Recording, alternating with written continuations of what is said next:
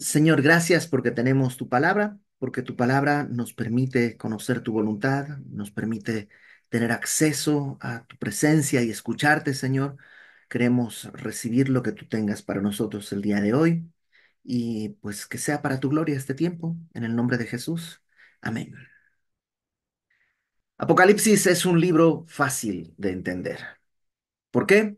Porque tiene su propio bosquejo divino en el capítulo 1, versículo 19, en donde Jesús mismo divide el libro en tres secciones. Le dice a Juan primeramente, escribe las cosas que has visto. ¿Qué fue lo que vio? Vio a Cristo glorificado, capítulo 1. Luego le dice, escribe las cosas que son, presente.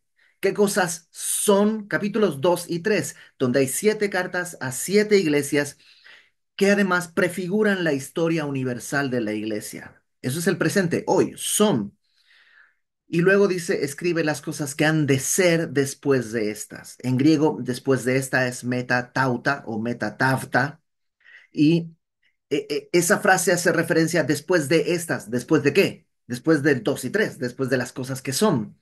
Es decir, después de las iglesias, después de la iglesia, hay algo que vendrá. ¿Qué cosa? Pues lo del capítulo 4 en adelante, 4 al 22, que a su vez hemos subdividido en capítulos 4 y 5, donde vemos a la iglesia en el cielo delante del trono adorando a Dios. La iglesia 4 y 5 está en el cielo delante del trono adorando. Capítulo 6 al 19 tenemos la gran tribulación.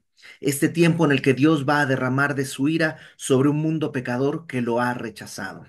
¿Estará la iglesia en la gran tribulación? No. ¿Cómo lo sabes? Mi maestra de primaria o de kinder me explicó que siempre el 5 está antes del 6. Siempre ha sido así, siempre es así y siempre será así. Y si en el 5 la iglesia está en el cielo, cuando en la tierra comience la gran tribulación, la iglesia está en el cielo, desde antes, desde el 5.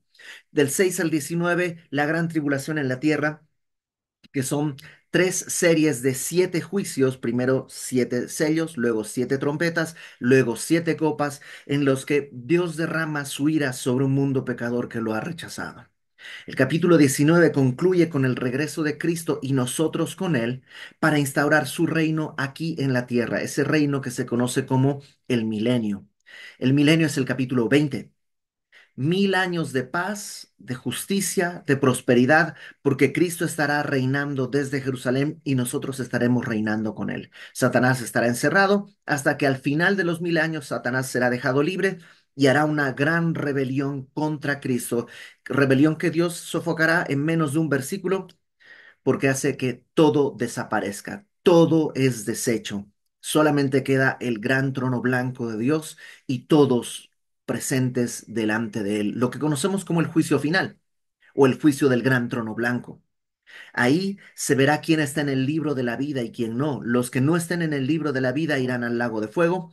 Los que estén en el libro de la vida entrarán a capítulo 21 y 22, donde vemos cielos nuevos, tierra nueva, la nueva Jerusalén descendiendo del cielo y nosotros viviremos felices para siempre. ¿Mm? Entonces, si tú tomas el libro así, empezando por el principio y terminando por el final, te vas a dar cuenta que el libro en realidad es fácil de entender. Y hoy estamos en el capítulo 3. En esta segunda sección ya vimos el capítulo 1 que habla de Jesús en su estado glorificado, es lo que vio. Podríamos decirle en la persona de Cristo, capítulo 1. Capítulos 2 y 3 habla de la iglesia o el cuerpo de Cristo. En estos capítulos vimos ya algunas iglesias y vimos cómo hay un mensaje directo para esas iglesias de manera particular, una profecía directa hacia ellos, a la iglesia de Éfeso, a la iglesia de Esmirna, con problemas específicos que ellos estaban viviendo.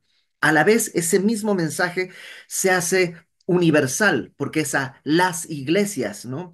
El que tenga oído, oiga lo que el Espíritu dice a las iglesias de manera general, porque todos podemos escuchar y aprender algo, pero también de manera particular o devocional. Cada uno de nosotros tiene algo que escuchar y aprender de esto. Además, tenemos esta perspectiva histórica que cada iglesia representa una era de la historia de la iglesia, una etapa. Comenzamos con la iglesia de Éfeso, que representaba la iglesia primitiva. Esta iglesia que comenzó muy bien, pero que pronto abandonó el primer amor, dejó su primer amor. Luego está la iglesia de Esmirna, que dijimos que va más o menos del año 100 al año 300, que es la iglesia perseguida, cuando todo el poder del imperio romano estuvo contra la iglesia. Más o menos 6 millones de cristianos murieron martirizados en esa época. Esa es la iglesia de Esmirna, la iglesia perseguida. Luego está la iglesia de Pérgamo, que más o menos la ubicamos del 330 al año 600. Esta iglesia, la iglesia de Pérgamo, es lo que se conoce como la iglesia imperial, cuando la iglesia se casa con el Estado. ¿Te acuerdas? Pérgamo es torre fortificada o matrimonio torcido. Esta iglesia representa este matrimonio de la iglesia con el Estado. Esto lo que provocó fue que, bueno, pues ya no hay persecución, lo cual es bueno, pero provocó que la iglesia se amolde en muchos sentidos al Estado y a la conveniencia de estar bien con el Estado. Luego vemos la iglesia de Tiatira, en el versículo 18 del capítulo 2, que dijimos que es del 600 en adelante, y a partir de aquí, a partir de esta iglesia, de la iglesia de Tiatira, hay dos características. Una es que cada una de estas iglesias tiene una referencia clara al regreso de Cristo. Es decir, estarán presentes cuando el Señor Jesús regrese. Y ya no existe la iglesia primitiva, ¿no? Evidentemente la propia concepción ya no existe, ya no existe la iglesia perseguida, hay persecución en ciertas iglesias y en ciertas zonas, pero la iglesia perseguida ya no existe. Pero sí existe Teatira, que dijimos representa la iglesia católica, esta iglesia que ya está llena de como de burocracia, que ya es un estamento muy, muy grande, pero que tiene cosas buenas. Dios dice, hay cosas que sé de ti que están bien, pero también hay cosas que tienes que corregir. Le hace una promesa que, verso 25 del capítulo 2, lo que tienes, retenedlo hasta que yo venga. Y ahí está la mención del regreso de Cristo cuando la iglesia todavía esté presente. Esta iglesia que dijimos que prefigura la iglesia católica. Ahora, capítulo 3 veremos la iglesia de Esmirna. Capítulo 3 recuerda también la estructura que tenemos. Primero está el destinatario, a quien le escribe, luego una presentación de Cristo. ¿Cómo es Él? Generalmente esta descripción viene del capítulo 1, no siempre, pero generalmente. Luego está una especie de reconocimiento de lo que estás haciendo, generalmente es como una felicitación. Luego está una exhortación, una corrección, una reprensión, y luego hay una promesa, ¿no? Vamos a ir viendo poco a poco cada una de estas cartas. Dice capítulo 3: escribe al ángel de la iglesia en Sardis. Sardis quiere decir príncipe de júbilo. Y mira cómo se presenta. El que tiene los 7 espíritus de Dios y las 7 estrellas dice esto. Ya dijimos que sin caer en numerología o cosas así, las iglesias, perdón, en la Biblia en general y en Apocalipsis en particular, el 7 representa plenitud, completo, total, así como 7 es una semana completa, el tiempo en el que Dios creó todo. 7 siempre representa plenitud. Por tanto, el que tiene los 7 espíritus de Dios no es que Dios tiene 7 espíritus, sino que es la plenitud del espíritu. Jesús, en Colosenses vemos que la plenitud de la deidad está en él. Jesús no es un tercio de Dios, sino es Dios mismo, pero al mismo tiempo el espíritu está en él, ¿no? El que tiene las 7 estrellas. También las 7 estrellas representan, ¿te acuerdas? Las estrellas eran los ángeles, que no sabemos qué quiere decir, pero están relacionados con la iglesia, porque hay un ángel en cada iglesia. Y esas, dice, están en mi mano. Versículo, bueno, el que tiene esto, la plenitud del Espíritu, y a los mensajeros de cada iglesia, yo los tengo en mi mano, dice versículo, todavía en el versículo 1, yo conozco tus obras, que tienes nombre de que vives y estás muerto.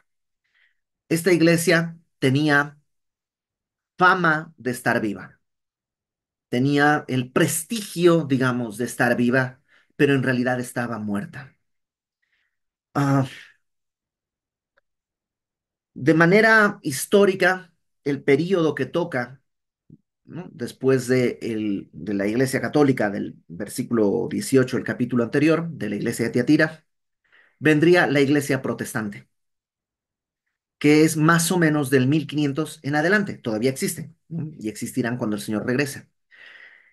La Iglesia Protestante surge precisamente para eh, resolver ciertos problemas doctrinales que tenía o que había ido adoptando la Iglesia Católica. Ten en cuenta que cuando la Iglesia Católica surge, no es Iglesia Católica, es la Iglesia. O sea, no es que católico quiere decir universal, pero no es que se pensaban católica en vez de protestante, porque no existía eso, era solo la Iglesia.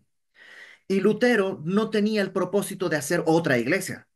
Lutero tenía el propósito de transformar, corregir cosas que estaban mal dentro de su iglesia. Él era parte de la iglesia, como todo creyente. Él no tenía el propósito de fundar otra iglesia, nomás quería resolver estos conflictos. Eh, pero por supuesto, cuando estás amenazado de muerte es difícil tratar de resolver los conflictos y tuvo que huir y entre otras cosas comenzó a traducir la Biblia al lenguaje en el que la gente podía leerlo, ¿no? Porque las Biblias ya estaban en idiomas que la gente no hablaba regularmente. Y entonces este proceso se conoce como la Reforma, no lo hizo solamente Lutero, hay muchos más que están antes de Lutero. Lutero es casi la gota que derramó el vaso, pero están Zwinglio, Wycliffe, o sea, hay muchos más que movieron a que se diera esto en el momento correcto. Y surgió la Reforma como un lugar en el que se podía corregir las cosas que estaban mal. ¿Cuál es el problema? Que como decíamos, no sé si lo decíamos aquí la semana pasada o en alguna clase, donde tengas seres humanos ya tienes pecado. Y no se trata del modelo, no se trata de la estructura. La iglesia reformada tuvo grandes aciertos, el regresar a la salvación solamente por fe, sin indulgencias, sin nada más. Fue algo bueno, pero la misma iglesia al final, al estar conformada por seres humanos, está cargada de pecado.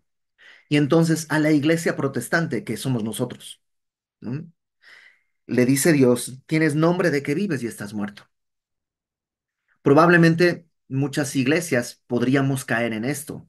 Y ahí estamos los domingos y salta y canta y baila y hace y esto y el otro, pero vidas muertas, personas que no están transformadas, personas que son muy cristianas en sus ritos, pero no en su forma de vivir.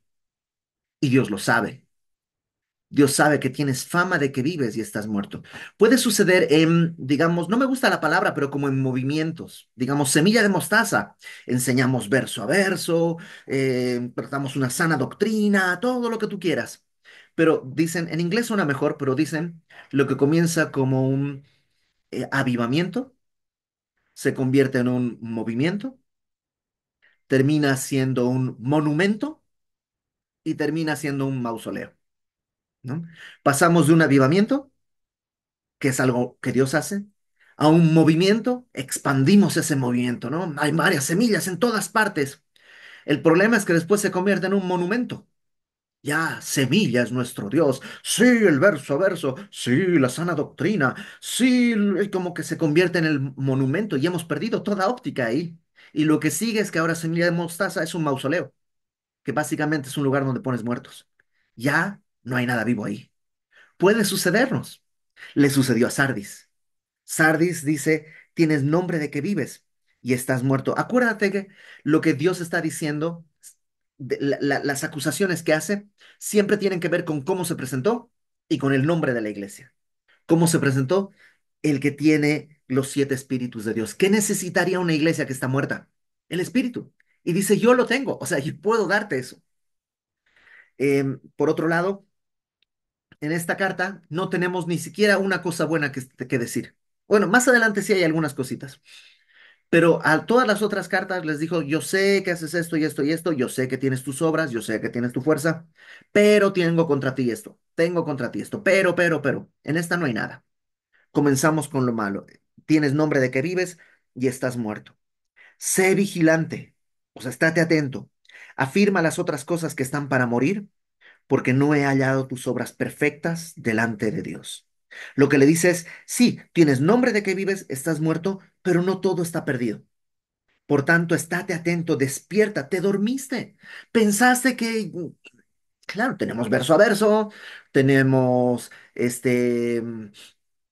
sana doctrina, tenemos muchas ventajas, somos semilla de mostaza y de pronto eso se convierte como en tu refugio en vez del Señor. Y se empieza a derribar todo, se empieza a derrumbar todo y dice, ojo, no estás atento. Y algo así dicen que le pasó a la ciudad de Sardis, que estaba en un lugar específico de tal manera que era difícil de conquistar y pensaron, aquí no nos va a pasar nada y fueron conquistados. Le dice, sé vigilante, afirma las cosas que están para morir. Hay cosas que no han muerto todavía. Puedes afirmarlas. O sea, como semilla de mostaza, todavía tienes verso a verso, todavía tienes Biblias. Afirma, o sea, pon las bases en eso, porque no he hallado tus obras perfectas delante de Dios. No estás haciéndolo bien. Acuérdate, pues, de lo que has recibido y oído. ¿Qué fue lo que recibió la iglesia protestante? La palabra, eso es lo que dijimos. Una de las cosas que la reforma hizo fue poner la palabra en el lenguaje que la gente podía leerlo. Digamos, democratizar el texto bíblico. ¿Y para qué si no lo lees? ¿Para qué queremos como iglesia protestante 1000 Biblias si nomás están adornando nuestros libreros? Dice, ojo con lo que has recibido, acuérdate qué es lo que recibiste y oíste, guárdalo y arrepiéntete.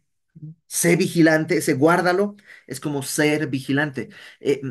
Todavía en muchos lugares en Sudamérica, en el sur de Bolivia y en Argentina, muchos se usa la palabra guarda como cuidado o como atento, ¿no? Como digamos, estás caminando, guarda, ¿no? Como guarda con el poste, casi te chocas. Es como una llamada de atención todavía, porque guarda viene de mirar, de guardare en italiano, guardare es mirar. Entonces la idea es eso, sé vigilante, guárdalo, no es como escóndelo, ¿no? Sino atento, o sea, fíjate y arrepiéntete. Pues si no velas, si no estás atento, vendré sobre ti como ladrón y no sabrás a qué hora vendré sobre ti. Y una vez más está la referencia a su segunda venida. Si tú no estás atento, te voy a tomar por sorpresa. Acompáñame, por favor, a primera de carta de Pablo a los tesalonicenses, primera de Tesalonicenses. Después de este texto, que es muy conocido, que tiene que ver con la doctrina del rapto, capítulo 4 está es esta doctrina que dice que versículo 13, 4:13, primera de Tesalonicenses 4:13 dice, os decimos esto en palabra del Señor, que nosotros que vivimos, que habremos quedado hasta la venida del Señor, no precederemos a los que durmieron. El Señor con voz de mando, con voz de arcángel y con trompeta de Dios descenderá del cielo. Los muertos en Cristo resucitarán primero. Bueno, después de haber dicho todo esto, fíjate el capítulo 5 que habla de su regreso. Yo voy a venir, voy a tomarlos, pero acerca de los tiempos y las ocasiones no tienen necesidad, hermanos, de que yo les escriba. 5:1. Porque vosotros sabéis perfectamente que el día del Señor vendrá así como ladrón en la noche. Cuando digan paz y seguridad, entonces vendrá sobre ellos destrucción repentina, no sobre ustedes, sobre ellos. Ustedes no tienen necesidad que les diga de las ocasiones, de los momentos, pero ellos sí. Ellos en cualquier momento les va a caer destrucción repentina, como los dolores a la mujer encinta y no escaparán. Pero ustedes, hermanos, no están en tinieblas para que aquel día les sorprenda como ladrón. Ahí está. Yo sé que se han hecho películas y todo como ladrón en la noche, y la idea es que Jesús va a venir como ladrón a ellos, a nosotros no. Para nosotros no va a venir como ladrón. Dice, a ustedes tienen que estar atentos porque no tiene por qué sorprenderles como ladrón, porque ustedes son hijos de luz e hijos del día, no somos de la noche ni de las tinieblas. Entonces, le está diciendo a esta iglesia, no estás atento. Y por decirlo de alguna manera, si no estás atento, te vas a perder el rapto. Estate atento, vigilante, que no te sorprenda. Si no, vendré sobre ti y no sabrás a qué hora vendré sobre ti. Verso 4. Pero tienes unas pocas personas en Sardis que no han manchado sus vestiduras. Como en todo grupo, hay algunos que todavía son un remanente fiel. Algunos todavía no han caído en esto. Y dice, no han manchado sus vestiduras y andarán conmigo en vestiduras blancas porque son dignas. Las vestiduras blancas en la Biblia siempre tiene que ver con la justicia de Dios. A diferencia de nuestras vestiduras que podemos ponernos, que son andrajos, que son trapos de inmundicia, las vestiduras de Dios son vestiduras blancas, son puras. Pero dice ahí algo interesante, son dignas. Ah, caramba, hay personas dignas y hay personas indignas. ¿Cómo está eso? Acompáñame a Mateo 22, por favor. Mateo 22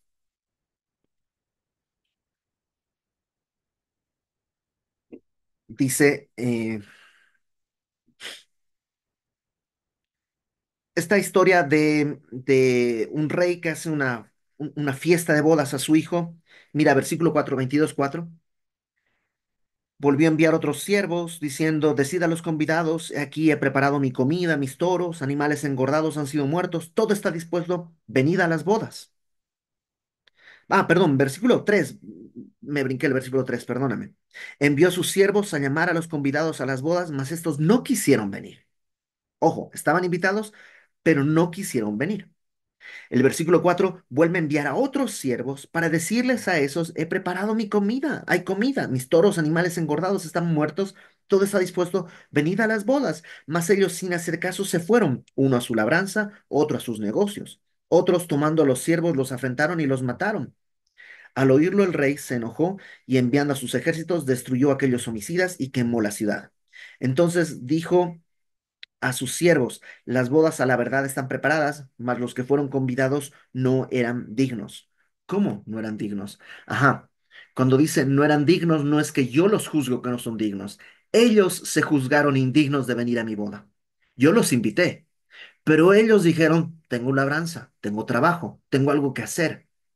Ellos son los que se están excluyendo. La invitación estaba dos veces. Entonces, es el mismo principio aquí cuando dice, estos andarán en vestiduras blancas porque son dignos. ¿Por qué son dignos? ¿Son muy buenos? No, no son muy buenos. Simplemente aceptaron la invitación. La invitación estaba para todos, pero unos rechazaron. Versículo 5. El que venciere, que en este contexto, ¿te acuerdas? El que venciere es una promesa. ¿A quién? A esta iglesia. En este contexto, ¿qué es vencer? Vigilar esto, ¿no? Estar atento, recordar lo que recibiste y guardarlo.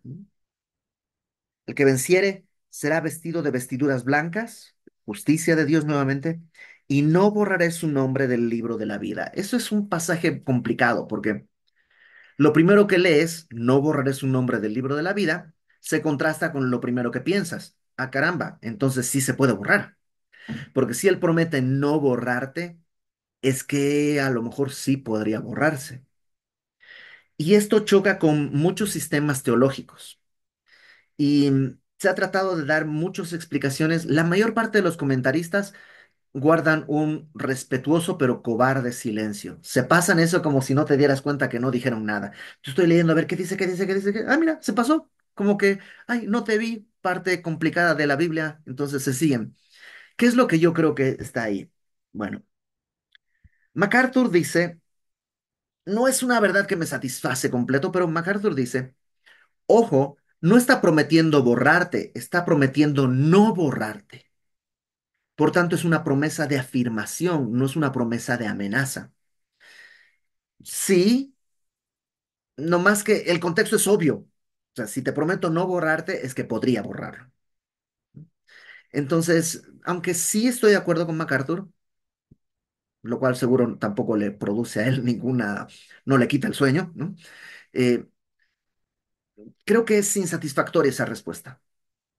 Hay otra respuesta que es que en aquella época, cuando alguien nacía, se anotaba su nombre en, como digamos el día de hoy, en el registro público, en el registro civil, ¿no? Nació fulanito vivo. Y cuando alguien moría, se borraba ese nombre, porque ya no está en el pueblo. Entonces, cuando está diciendo, vas a andar de vestiduras blancas y no borraré tu nombre del libro de la vida, básicamente está diciendo, tendrás vida eterna. O sea, no vas a morir, no hay necesidad de borrarte porque nunca vas a morir. Creo que esa explicación tiene mucho más sentido con todo lo que estamos viendo. No borraré su nombre del libro de la vida y confesaré su nombre delante de mi Padre y delante de sus ángeles. Esto de confesar, ya lo explicó Jesús mismo, que si nosotros le negáremos, Él también nos va a negar. ¿Mm? Pero Él lo que está prometiendo es, voy a confesar, es mi hijo, es mi siervo, delante de mi Padre y delante de sus ángeles. El que tiene oído, oiga lo que el Espíritu dice a las iglesias. Una vez más, este llamado a individual, el que tiene oído, y colectivo. Oiga lo que el Espíritu dice a las iglesias. Y como iglesia protestante que somos, creo que estamos llamados a escuchar esto y a estar atentos. De hecho, lo primero que tenemos que estar atentos es estén atentos, porque no queremos perdernos esta fiesta de bodas a la que Dios nos ha invitado. Vamos a ver rápidamente la iglesia a Filadelfia, versículo 7. Escribe el ángel de la iglesia en Filadelfia. Filadelfia quiere decir amor fraternal. Filos, amor, adelfo, hermano. Em, y esta iglesia, la iglesia de Filadelfia, prefigura la iglesia que se conoce como la iglesia misionera. A lo largo pues en la historia de la iglesia, cuando la iglesia era perseguida, pues las misiones eran tratar de sobrevivir yendo de pueblo en pueblo. Y eso eran misiones. Cuando la iglesia se hizo imperial, pues buscó más bien afianzarse. Luego, con la reforma, pues trataban de sobrevivir todos. Y la contrarreforma católica intentó también reafirmar cosas. De alguna manera, el movimiento misionero se apagó. No es que ya dejó, o sea, que hubo siglos que no se predicó, no, siempre se predicó el evangelio, siempre hubo gente enviada, pero como una ola se abandonó. Y entonces es más o menos en la iglesia de Filadelfia, que la consideramos más o menos del 1700 en adelante, que se conoce como la iglesia misionera. Más o menos en 1700 aparece William Carey, que él tiene el llamado de Dios para ir y él dice, el imperio británico reina en la India, pero el Dios británico no se predica en la India. Entonces él quiere ir a la India a predicar y tiene un llamado y tiene un versículo y él hace todo por ir a predicar y a fundar iglesias en la India. Y a partir de ahí hay muchísimos predicadores y misioneros que sería bueno que conozcamos y que tienes que leer sus biografías. Hay una serie que edita Hukum, que son, no recuerdo el nombre, siempre se me olvida, pero es algo así como Grandes Héroes de ayer y hoy. Y son biografías de misioneros de todo el mundo, muy breves, fáciles de leer, emocionantes y que creo que necesitamos conocer. Hudson Taylor, Amy Carmichael, Gladys Aylward, Cameron Townsend, que vino a México y fundó la Escuela Bíblica de Verano ahí en Puebla. Eh, el de los orfanatos, ¿cómo se llama?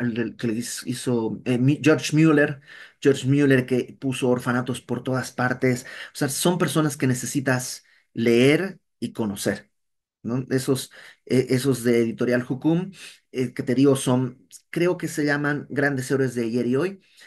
Son baratos y necesitas héroes cristianos de ayer y hoy, me dice Héctor. Entonces, considera, invierte unos pesos en unos libros, vale la pena esa literatura. Ok, esa es la iglesia, volvamos al texto bíblico. Esto dice el santo y el verdadero.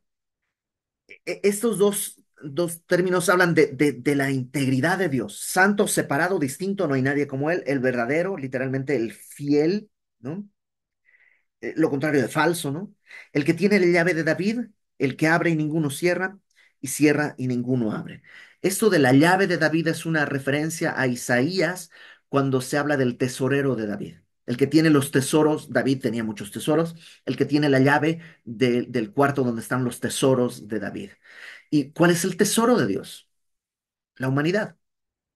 Él en una parábola, la parábola está de gran precio, él establece que la perla de gran precio somos nosotros y él vende todo lo que tiene para comprarnos. Y él dice, el que tiene la llave de David y que abre y ninguno cierra y cierra y ninguno abre. ¿No? Él puede sacar sus tesoros como Él quiere, cuando Él quiere. Verso 8. Yo conozco tus obras. He aquí he puesto delante de ti una puerta abierta, la cual nadie puede cerrar. Esta puerta abierta tradicionalmente se la ha entendido como una puerta abierta al evangelismo, porque en varios pasajes Pablo dice, se me ha abierto una puerta para el evangelismo. Por tanto, no es mal interpretar como eso, una puerta abierta al evangelismo, porque además, históricamente decimos, la iglesia misionera se dedicó a esto, a enviar misioneros por todas partes y desde todos los lugares, ¿no? Jim Elliot, tienen que leer la biografía de Jim Elliot. Necesitas leer la biografía de Jim Elliot. La sombra del Todopoderoso, ese libro es espectacular. Bueno, ¿qué dice? He puesto una puerta abierta, la cual nadie puede cerrar, porque aunque tienes poca fuerza, has guardado mi palabra y no has negado mi nombre. No es una iglesia poderosa, como la imperial. No es una iglesia eh, que tiene muchos recursos, es una iglesia que no tiene recursos, tiene poca fuerza, pero tiene algo valioso. Has guardado mi palabra y no has negado mi nombre. Todas las iglesias del mundo anhelamos ser Filadelfia. O sea, todas queremos ser. Yo quiero ser como Filadelfia. ¿Cómo? No tener recursos. Está bien si no tenemos recursos, pero que guardemos su nombre, que afirmemos su palabra. Eso es lo que deseamos. He aquí, verso 9. Yo entrego de la sinagoga de Satanás a los que dicen ser judíos y no lo son, sino que mienten. Esto ya lo vimos antes, ¿no? La sinagoga de Satanás es como que parece que son piadosos, pero no lo son. Parece judío, viene de Judá, que es alabanza. Parece que alaban a Dios, parece que podrían tener en mente a los que son judaizantes, religiosos, que pretendían volver al pueblo a la esclavitud de la religión. Y dice, ellos en realidad son sinagoga de Satanás, dicen ser judíos, pero no lo son, sino que mienten. He aquí, yo haré que se postren a tus pies. Más que a tus pies, es como delante de tus pies, no hacia ti, sino tú los vas a ver postrados, es una cosa así y reconozcan que yo te he amado. Esta es otra característica importante que como personas y como iglesia tenemos que abrazar. No tenemos que caracterizarnos por ser los que aman a Dios, sino que la gente reconozca que somos los que Dios ha amado. ¿Por qué? Porque yo amo a Dios hace que brote pecho. No, claro, yo soy de los que aman a Dios. Yo soy de los que da todo por Dios. Apláudame, por favor, ¿no? Es muy ensimismado. En cambio, que la gente diga, wow, ¿cómo te ama Dios? Glorifica al Padre, glorifica al Señor. Y dice, van a reconocer que yo te he amado. Y vivir de tal manera que el mundo diga, ¿cómo te ama Dios? Es nuestra meta, ¿no? Glorificar el amor que Dios nos ha tenido, glorificar a Dios por cuanto nos ha amado. Ahora, verso 10. Por cuanto has guardado la palabra de mi paciencia, yo también te guardaré de la hora de la prueba que ha de venir sobre el mundo entero para probar a los que moran sobre la tierra. Este versículo es el que nos permite entender de alguna manera que esta iglesia, la iglesia misionera, la iglesia que no tiene fuerzas, la iglesia misionera no en el sentido histórico ahora, ¿no? Sino la iglesia que cumple la proclamación del evangelio, dice, vendrá la hora de prueba sobre el mundo entero, lo que conocemos como la gran tribulación, y yo te guardaré de la hora de la prueba. Y ojo con esto, yo te guardaré, no te guardaré de la prueba, sino de la hora de la prueba. ¿Cuál es la diferencia? ¿Dios puede guardarte de la prueba o en la prueba? Claro. Y no quiero faltarle el respeto a nadie, pero es el ejemplo que más claramente recuerdo.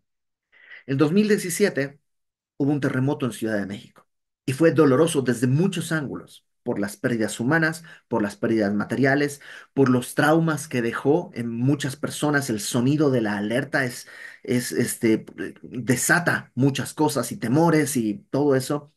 Bueno, ese año, ese mes, esa semana, yo fui a Bolivia a visitar a mi familia. Estaba en Bolivia con mi familia e incluso estaba mi suegra allá porque encontramos una oferta en unos boletos y mi suegra pudo acompañarnos y fuimos a Bolivia y estábamos allá cuando pasó todo lo del terremoto. Entonces, a ustedes Dios los guardó de la prueba. Están aquí. A mí me guardó de la hora de la prueba. Yo no viví eso. No sé si queda clara la diferencia. A esta iglesia no le dice Dios, te voy a guardar de la gran tribulación. Porque hay gente que Dios va a guardar en la gran tribulación. Lo que dice es, te voy a guardar de ese tiempo. ¿Cómo? Dios se los va a llevar.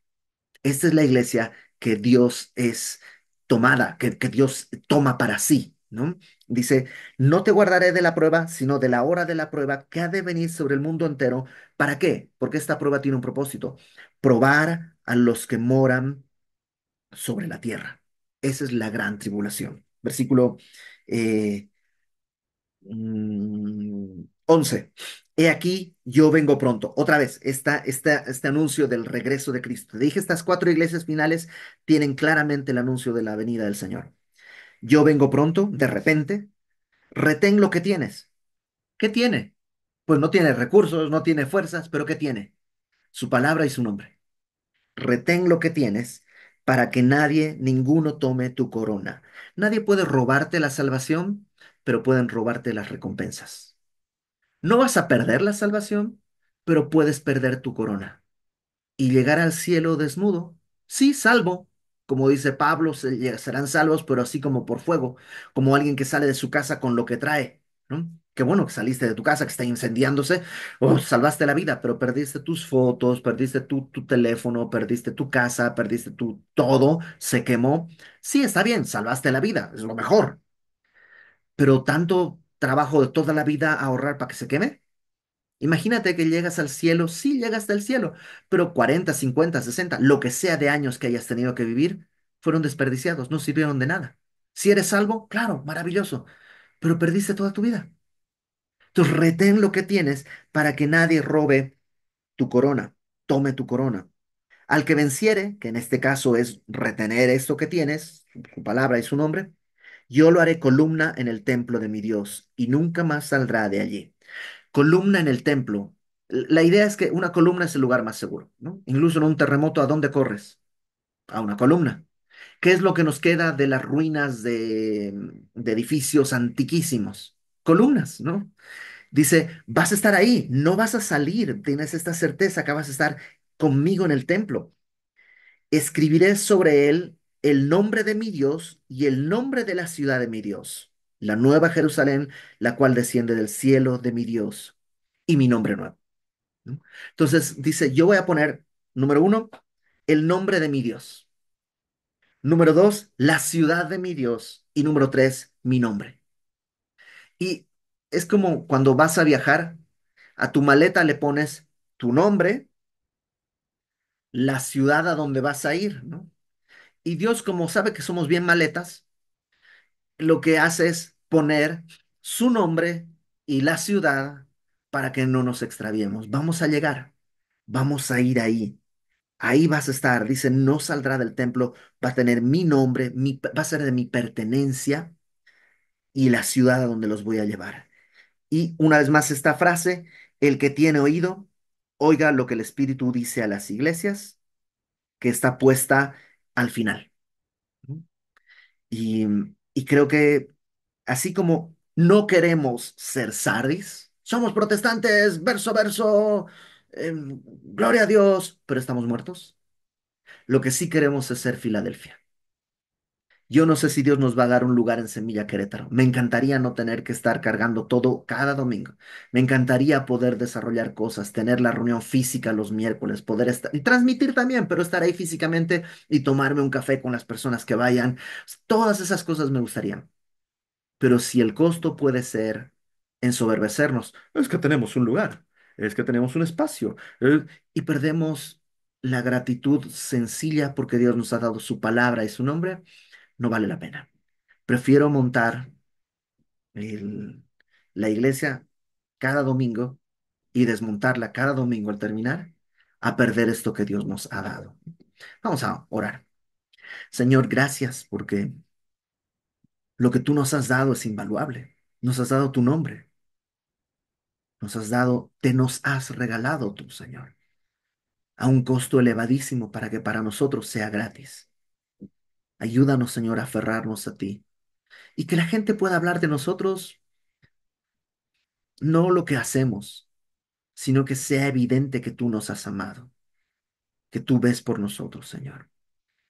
Guárdanos de tener fama de estar vivos, pero en realidad de estar muertos.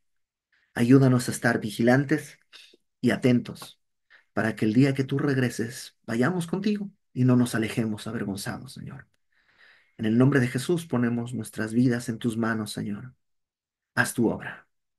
Amén.